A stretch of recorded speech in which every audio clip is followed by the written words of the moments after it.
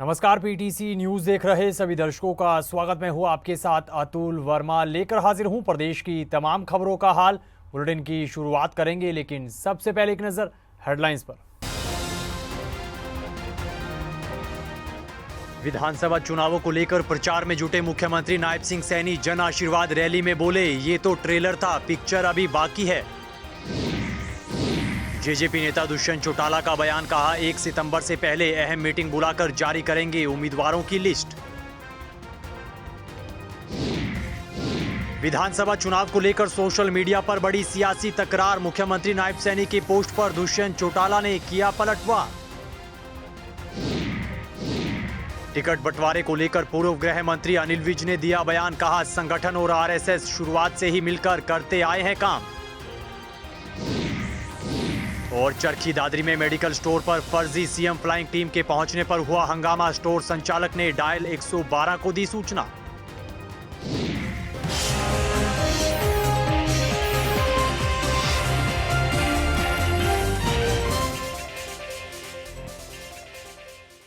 तो चलिए बुलेटिन की शुरुआत करते हैं। प्रदेश में विधानसभा चुनावों का माहौल है और विधानसभा चुनावों के मद्देनजर मुख्यमंत्री नायब सिंह सैनी प्रदेश भर में जन आशीर्वाद रैलियां कर रहे हैं और चुनाव प्रचार में जुटे हैं। इसी कड़ी में मुख्यमंत्री नायब सिंह सैनी ने एक बार फिर से प्रदेश में भाजपा की सरकार बनने का दावा किया है। सीएम सैनी ने कहा कि ये तो बस ट्रेलर था, अभी तो 5 साल और फिल्म बाकी है। प्रदेश में कांग्रेस के भर्ती रोको गैंग ने चुनाव आयोग और कोर्ट में जाकर भर्तियां रोकने का काम किया और अब प्रदेश के युवा इसका जवाब कांग्रेस को 1 अक्टूबर को देंगे। आदरणीय नरेंद्र मोदी जी ने ये जब से आशीर्वाद दिया है, आदरणीय अमित शाह जी ने, आदरणीय जगत प्रकाश नड्डा जी ने, आदरणीय मनोहर लाल जी ने, लोग एक बात बोलते हैं, कहा भाई समय कम मिला। मैंने कहा समय कम नहीं है, अरे 5 साल का समय, अभी तो ट्रेलर है, अभी तो फिल्म बाकी है। मैं आप लोगों को विश्वास दिलाता हूं कि जितने भी आप लोगों के कार्य होंगे उन कामों को करने का जिम्मा ये आपके बेटे का है और पूरे हरियाणा प्रदेश के लिए काम करने का समान रूप से दायित्व अगर किसी ने दिया है तो उसको ईमानदारी से निभाने का जिम्मेवारी भी ये आपके भाई बेटे की है। इधर जननायक जनता पार्टी भी विधानसभा चुनावों को लेकर अपनी तैयारियों में जुटी है। जींद पहुंचे जेजेपी नेता दुष्यंत चौटाला ने विधानसभा चुनाव को लेकर अपनी प्रतिक्रिया दी है।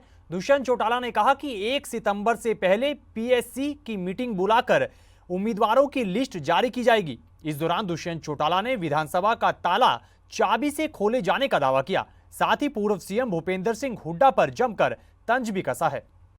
तैयारी है, 90 के 90 विधानसभाओं में काम चल रहा है, उनका प्रधान सारे लग चुके हैं और मैं मानता हूं पहले से ज्यादा नंबर्स के साथ विधानसभा में जननायक जनता पार्टी।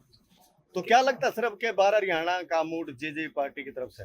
बिल्कुल है और ताड़ा विधानसभा का अभी खुद। तो सर किसी से गठबंधन भी करेंगे? सुनने मारे आप अभी कोई ऐसी चर्चा नहीं है और आम आदमी पार्टी की जो आप चर्चा बारी बारी करते हो उनका तो ऑलरेडी कांग्रेस के साथ अलायंस है। एक राज्यसभा चुनाव का नामांकन हो चुका है, किरण चौधरी ने नाम फॉर्म भर दिया, इसके बारे में वो तो एक लौता फॉर्म है। हमने तो बारी बारी भूपेंद्र हुड्डा को कहा था कि हिम्मत है नॉमिनेशन भरवाओ, हम साथ देंगे। वो हिम्मत ही नहीं दिखा पाते और उनकी कमजोरी या उनका डर साफ दिखता है कि कहीं ना कहीं जेल जाने से डरते हैं और उस घबराहट के अंदर जब उनके पास 30 विधायक थे, एक फॉर्म भरवाने के लिए तो 3 चाहिए थे, 10 चाहिए थे, हमारे पास तो 3 थे, हम तो भरवा नहीं सकते थे, फॉर्म ही कैंसिल हो जाता। मगर उनका पीछे हटना ये दिखाता है कहीं ना कहीं वो बीजेपी से डरते भी हैं और मिले। हरियाणा में विधानसभा चुनावों की दस्तक के साथ ही राजनेताओं में सोशल मीडिया पर सियासी तकरार भी काफी बढ़ गई है। बीते दिन मुख्यमंत्री नायब सिंह सैनी द्वारा दुष्यंत चौटाला पर और पूर्व सीएम भूपेंद्र सिंह हुड्डा पर तंज कसने के बाद अब जेजेपी नेता दुष्यंत चौटाला ने शायराना अंदाज में पलटवार किया है और उन्हें करनाल विधानसभा सीट से चुनाव लड़ने की खुली चुनौती दी है। दुष्यंत चौटाला ने सीएम सैनी के तंज वाले ट्वीट का जवाब देते हुए लिखा, वाकिफ हो जाओगे हरियाणा के हाल से, आप चुनाव लड़कर देखिए करनाल से। यानी दुष्यंत चौटाला ने सीधे मुख्यमंत्री नायब सिंह सैनी को चुनौती देते हुए उन्हें करनाल सीट से चुनाव लड़ने और हरियाणा की जनता का सामना करने को कहा है। तो हरियाणा विधानसभा चुनावों को लेकर सियासी हलचल काफी तेज है और अलग अलग नेताओं का अलग अलग पार्टियों में आने जाने का दौर भी लगातार जारी है। इसी कड़ी में कांग्रेस नेता अशोक अरोड़ा की मौजूदगी में कई पार्षद और पूर्व पार्षदों ने कांग्रेस का दामन थामा। वहीं दूसरी ओर राज्य मंत्री सुभाष सुधा की मौजूदगी में कई ब्लॉक समिति के सदस्यों ने भाजपा ज्वाइन की है और कई दावा भी ठोका है। हमारे थनेसर नगर परिषद के पार्षद और पूर्व पार्षद 8 भाई बहनों ने कांग्रेस पार्टी ज्वाइन किया। मैं इनका स्वागत करता हूं और इन्हें विश्वास दिलाता हूं कि जिस उद्देश्य के साथ अपने लोगों के लिए, अपने वार्ड के साथियों से जो काम इनके पेंडिंग पड़े हैं, हरियाणा प्रदेश में कांग्रेस की सरकार बनेगी तो निश्चित रूप से जहां पूरे हरियाणा प्रदेश के विकास होंगे, वहां थनेसर नगर परिषद, हमें दुख आता है कि जिस परिवार का 20-25 साल से थनेसर नगर परिषद पे कब्जा हो और हमारा नगर परिषद स्वच्छता में नीचे से दूसरे नंबर पे आए, इससे बुरी बात कोई नहीं हो सकती। तो हम सब लोग मिलके थनेसर के विकास के लिए काम करेंगे। थनेसर में जो आवारा पशु घूम रहे हैं उनको निकालना हमारी प्राथमिकता होगी। थनेसर को स्वच्छता में आगे ले आए, हम सब मिलकर, सभी पार्षद और पूर्व पार्षद मिलकर हम थनेसर के विकास के लिए काम करेंगे। देखिए, सर्वप्रथम मैं ब्लॉक सिटी के जो आज हमारे भारतीय जनता पार्टी में विश्वास रखकर, हमारी भारतीय जनता पार्टी की नीतियों में विश्वास रखकर आज 7 मेंबर इसमें भारतीय जनता पार्टी ज्वाइन कर रहे हैं। मैं इनका भारतीय जनता पार्टी में ज्वाइन करता हूं। हमारे रतनदेव से आए हुए हैं, हमारे पलवल से, सभी साथी, हमारे सिसला से सारे साथी हैं। मैं इन ब्लॉक समिति के मेंबरों का बहुत तहे दिल से धन्यवाद करता हूं।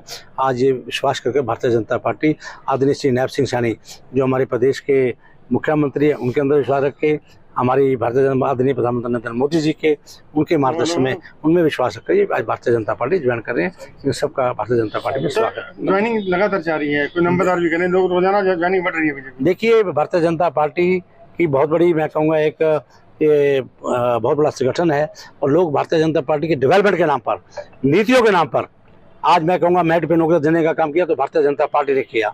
इसी प्रकार से आज डेवलपमेंट, हमारे ब्लॉक समिति के सभी मेंबर हैं, इतना डेवलपमेंट गांव के अंदर जीवन भर नहीं होगा जितना गांव के अंदर अभी हुआ है। इधर प्रदेश के पूर्व गृह मंत्री अनिल विज ने टिकट वितरण को लेकर अपनी प्रतिक्रिया दी है। अनिल विज ने पत्रकारों से बातचीत करते हुए कहा कि आरएसएस और संगठन के बीच शुरुआत से ही तालमेल चलता आया है और शुरुआत से ही दोनों ही मिलकर काम करते आए हैं। अगर उन्होंने सुझाव दिया है आरएसएस की ओर से, इस सुझाव पर केंद्र सरकार जरूर मंथन करेगी और अमल भी होना चाहिए। वहीं अनिल विज ने चौधरी बीरेंद्र सिंह की बयानबाजी और जेपी दलाल के वायरल वीडियो पर भी अपनी प्रतिक्रिया दी है। नहीं, देखिए, हमारा संगठन और आरएसएस आपस में समझ से मिलजुल कर काम करता है और अगर उन्होंने कोई ऐसा सुझाव दिया होगा तो उनके सुझाव पर हमेशा कार्रवाई की जाती। देखिए, वीरेंद्र सिंह जी को कांग्रेस से धक्के मार के निकाल दिया गया था। हमारी पार्टी ने उनको केंद्रीय मंत्री बनाया, उनकी पत्नी को विधायक बनाया और हमारी जो सरकार बनी वो कार्यकर्ताओं की तपस्या और नरेंद्र मोदी जी का आशीर्वाद, नरेंद्र मोदी जी की वजह से हमारी केंद्र में सरकार बनी। भाई, आपके कहने से क्या बन गया? आप कल आए और आपने आके 47 एमएलए बना दिए। किस आधार पर आप इस प्रकार की बात कर रहे हैं? हरियाणा विधानसभा चुनाव को लेकर गठित प्रदेश कांग्रेस की चुनाव समिति की हुई दिल्ली में बैठक के बाद कांग्रेस के प्रदेश प्रभारी दीपक बाबरिया ने विधानसभा चुनावों को लेकर अपनी प्रतिक्रिया दी है। इस दौरान उन्होंने क्या कुछ कहा है, चलिए सुनेगा। आज प्रदेश इलेक्शन कमेटी की जो मीटिंग हुई थी उसमें आगामी विधानसभा चुनाव के डेट्स को सबको नजर में रखते हुए हमारे प्रत्याशी जो हैं, जो टिकट प्रार्थी हैं, उन सब के लिए क्या व्यवस्था करना चाहिए उसका एक पूरा डिस्कशन हुआ। पहला जो हमारा एक बहुत बड़ा महत्वपूर्ण डिसीजन वो था कि यहाँ जो कुछ भी कैंडिडेट के बारे में जो कुछ भी डिसीजन होंगे उसमें हाई कमांड को अल्टीमेट अथॉरिटी हम सब दे रहे हैं। तो वो एक तरह वो पारित हुआ है। दूसरा, स्क्रीनिंग कमेटी की मीटिंग जो होगी वो 25-26 तारीख से शुरू होगी और 30 तारीख तक अपनी कार्रवाई समाप्त करने जा रही है। वो इंडिकेशन उसके चेयरमैन अजय माकन जी ने परसों दिया हुआ है। आज हमारी ये पीईसी की जो पहली मीटिंग हो रही है और परसों तक जो है हमारे सभी साथियों को कहा गया है कि और पूरे प्रदेश में भी हम सीनियर लीडरों को सबको कहेंगे कि जिसका जो कुछ भी किसी के नाम के लिए प्रस्ताव है हमारे पीईसी के सदस्यों के ओर से, वो कॉन्फिडेंशियलिटी में एक पेपर पर लिख के पीसीसी को या स्क्रीनिंग कमेटी के चेयरमैन के सामने वो पेश कर सकते हैं। इधर भाजपा द्वारा किरण चौधरी को राज्यसभा उम्मीदवार बनाए जाने पर श्रुति चौधरी ने अपनी प्रतिक्रिया दी है। पीटीसी न्यूज से खास बातचीत करते हुए श्रुति चौधरी ने कहा कि निश्चित ही कुमारी सैलजा राज्यसभा में हरियाणा की आवाज को और बुलंद करेंगी। मैं बहुत धन्यवाद करती हूँ अपने शीर्ष नेतृत्व का, जिन्होंने विश्वास जताया किरण जी पर, और किरण जी भी उन नेताओं में से हैं जो हमेशा बुलंदियों के साथ अपनी पार्टी के लिए काम करती हैं और बहुत लाभ मिलेगा पार्टी को उनके एक्सपीरियंस से, और हरियाणा की आवाज़ वो पार्लियामेंट में और भी बुलंद करेंगी। विधानसभा में तो तोशाम की जनता की आवाज़ बन के किरण चौधरी पहुंचती थी। अब लोकसभा में भी जो है भिवानी या कहें महेंद्रगढ़ की पूरे या कहें हरियाणा की आवाज़ वो उठाती हुई नजर आएंगी। तो 2004 का जो कमी थी वो 2024 में पूरी होती दिख रही है, आप मानती है? देखिए, जो पीछे हो गया उसके ऊपर क्या दोहराना। लंबा सफ़र रहा है किरण जी का राजनीतिक रूप से, और तोशाम हो और तोशाम ने बार बार जिताया उनको, बहुत मान सम्मान दिया, और उन्होंने भी कभी पीछे नहीं हटी, हमेशा लड़ाई लड़ती रहीं अपने लोगों के लिए और उनके हक के लिए। तो मैं मानती हूँ कि तमाम हरियाणा को उनकी इस मजबूत आवाज़ का फ़ायदा उठेगा और पार्टी को भी बहुत लाभ होगा, और वो एक समर्पित सिपाही की तरह पार्टी को मजबूत करेंगी ग्रास रूट पर। उनके विरोध में या कहें उनके अपोजिट जो विरोधी पार्टियां कि अपना उम्मीदवार नहीं उतारा, कैसे देखती हैं इसको आप? अब जहाँ तक कांग्रेस पार्टी का सवाल है, वो तो आप देख सकते हैं कि वो तो ऑर्गेनाइजेशन, वो तो अपना खुद का वो ऑर्गेनाइजेशन ही नहीं खड़ा कर पाए, तो कैंडिडेट क्या खड़ा करेंगे? तो ये तो बाकी पार्टी की कोई कहानी नहीं रही। लोग बार बार, चाहे सेंटर हो चाहे विधानसभा हो, बीजेपी को चुन रहे हैं, और इसी से बाकी पार्टियों को समझ जाना चाहिए कि लोग उनको क्यों नकार रहे हैं। खबर चरखी दादरी से है। चरखी दादरी के बाडड़ा कस्बे में एक मेडिकल स्टोर पर फर्जी सीएम फ्लाइंग की टीम के पहुंचने का मामला सामने आया है। जानकारी के मुताबिक मेडिकल स्टोर संचालक ने बताया कि 2 गाड़ियों में नीली बत्ती लगाकर पहुंची फर्जी सीएम फ्लाइंग टीम ने बिना किसी वजह के स्टोर को सील करने की धमकी दी, और उन्हें शक होने के बाद फर्जी टीम और स्टोर संचालक में जमकर तीखी बहस हुई, और इसका एक वीडियो सोशल मीडिया पर वायरल भी हो रहा है, जिसमें फर्जी सीएम फ्लाइंग टीम के चेहरे सामने आए हैं। इधर स्टोर संचालक ने डायल 112 को सूचना देकर पूरे मामले की जानकारी दी है और कार्रवाई की मांग भी की है। मैं यहाँ गया हुआ था अंदर एक बार नहाने के लिए, और अचानक से 2 गाड़ी आई है, और उसमें से 4 जेंट थे और 2 लेडीज हैं। एक लेडीज ने ये पुलिस की वर्दी पहनी हुई थी। अचानक से मेडिकल के ऊपर आए हैं और इन्होंने लाइसेंस के लिए पूछा, तो ये बोले भाई लाइसेंस दिखा देंगे। फिर बोले आपकी शिकायत मिली है, हम सीएम फ्लाइंग से आए हैं। तो मैं कहा बताओ भाई क्या काम है, इतनी देर में मैं आ ही गया था। मैं कहा बताओ क्या काम है। जिन्होंने बोले आपकी शिकायत मिली है, डॉक्यूमेंट्स दिखाओ, मेडिकल को सील करेंगे। मैं सील किस लिए करना है, किस विभाग से आए हो आप? बोले हम सीएम फ्लाइंग से आए हैं।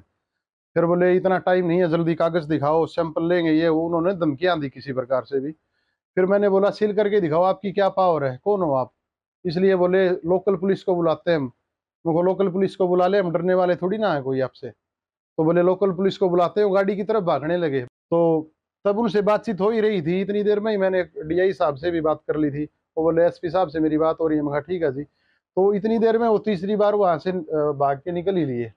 तो दो गाड़ी थी, एक तो टाटा हैरियर थी ना, एक तो टाटा हैरियर थी और एक वोल्क्सवैगन की थी। गाड़ी का नंबर भी नोट है, सीसीटीवी में सारी वारदात उनकी नोट भी कर रखी है हमने। तो क्या पैसे वगैरह की डिमांड की गई? पैसे की कोई डिमांड नहीं हुई थी। उससे पहले तो हमारा बस हाथापाई का शक हो गया था हमें। तो इस खबर के साथ फिलहाल इस बुलेटिन में इतना ही, लेकिन पीटीसी न्यूज पर खबरों का सिलसिला बदस्तूर जारी है। आप बने रहिए पीटीसी न्यूज के साथ। फिलहाल के लिए दीजिए इजाजत। नमस्कार।